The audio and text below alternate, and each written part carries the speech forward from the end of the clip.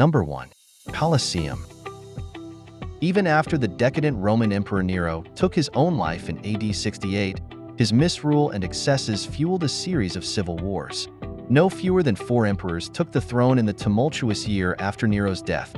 The fourth, Vespasian, would end up ruling for 10 years, AD 69 to 79. The Flavian emperors, as Vespasian and his sons Titus, 79 to 81, and Domitian, 81 to 96, were known, attempted to tone down the excesses of the Roman court, restore Senate authority, and promote public welfare. Around 70 to 72, Vespasian returned to the Roman people the lush land near the center of the city, where Nero had built an enormous palace for himself after a great fire ripped through Rome in AD 64. On the site of that golden palace, he decreed, would be built a new amphitheater where the public could enjoy gladiatorial combats and other forms of entertainment.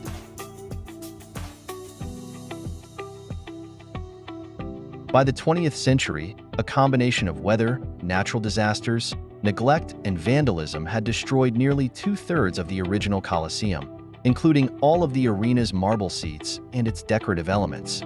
Restoration efforts began in the 1990s and have proceeded over the years as the Colosseum continues to be a leading attraction for tourists from all over the world. In the centuries to come, the Colosseum was abandoned completely and used as a quarry for numerous building projects, including the cathedrals of St. Peter and St. John Lateran, the Palazzo Venezia, and defense fortifications along the Tiber River. Beginning in the 18th century, however, various popes sought to conserve the arena as a sacred Christian site, though it is in fact uncertain whether early Christian martyrs met their fate in the Colosseum, as has been speculated. The Colosseum saw some 4 centuries of active use, until the struggles of the Western Roman Empire and the gradual change in public tastes put an end to gladiatorial combats and other large public entertainments by the 6th century AD. Even by that time, the arena had suffered damage due to natural phenomena such as lightning and earthquakes. Number 2. Pantheon.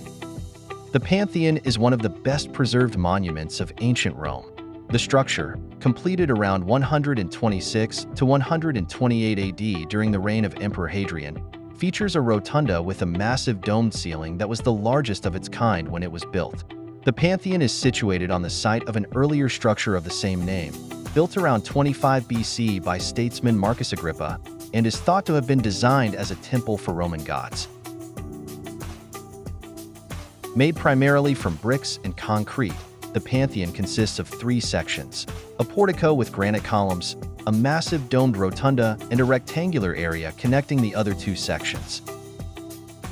Measuring 142 feet in diameter, the domed ceiling was the largest of its kind when it was built. At the top of the dome sits an opening, or oculus, 27 feet in width. The oculus, which has no covering, lets light, as well as rain and other weather, into the Pantheon. The walls and floor of the rotunda are decorated with marble and gilt, and the domed ceiling contains 5 rings of 28 rectangular coffers. When the artist Michelangelo saw the Pantheon, centuries after its construction, he reportedly said it was the design of angels, not of man.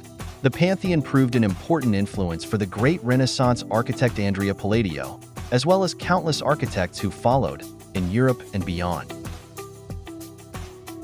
Thomas Jefferson modeled both Monticello, his home near Charlottesville, Virginia, as well as the Rotunda building at the University of Virginia, after the Pantheon. The U.S. Capitol Rotunda was inspired by the Pantheon, as were various American state capitals.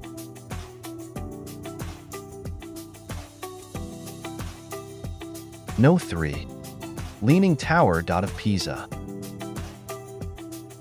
Between 1589 and 1592, Galileo Galilei, who lived in Pisa at the time, is said to have dropped 2 cannonballs of different masses from the tower to demonstrate that their speed of descent was independent of their mass, in keeping with the scientific law of free fall.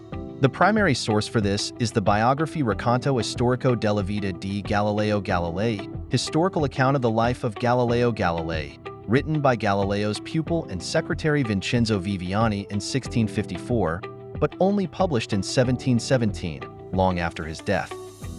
During World War II, The Allies suspected that the Germans were using the tower as an observation post. Leon Weckstein, a U.S. Army sergeant sent to confirm the presence of German troops in the tower, was impressed by the beauty of the cathedral and its campanile, and thus refrained from ordering an artillery strike, sparing it from destruction. Numerous efforts have been made to restore the tower to a vertical orientation, or at least keep it from falling over. Most of these efforts failed. Some worsened the tilt. On February 27, 1964, the government of Italy requested aid in preventing the tower from toppling. It was, however, considered important to retain the current tilt due to the role that this element played in promoting the tourism industry of Pisa. Starting in 1993, 870 tons of lead counterweights were added, which straightened the tower slightly. The tower and the neighboring cathedral, baptistry, and cemetery are included in the Piazza del Duomo UNESCO World Heritage Site, which was declared in 1987. The tower was closed to the public on 7 January 1990, after more than 2 decades of stabilization studies and spurred by the abrupt collapse of the Civic Tower of Pavia in 1989. The bells were removed to relieve some weight, and cables were cinched around the third level and anchored several hundred meters away, and residences in the path of a potential collapse were vacated. The selected method for preventing the collapse of the tower was to slightly reduce its tilt to a safer angle by removing 38 cubic meters, 1,342 cubic feet, of soil from underneath the raised end. The tower's tilt was reduced by 45 centimeters, 17 plus a half inches, returning to its 1838 position. After a decade of corrective reconstruction and stabilization efforts, the tower was reopened to the public on December 15, 2001, and was declared stable for at least another 300 years. In total, 70 metric tons, 77 short tons, of soil were removed. After a phase, 1990 to 2001, of structural strengthening, the tower has been undergoing gradual surface restoration to repair visible damage, mostly corrosion and blackening. These are particularly pronounced due to the tower's age and its exposure to wind and rain. In May 2008, engineers announced that the tower had been stabilized such that it had stopped moving for the first time in its history.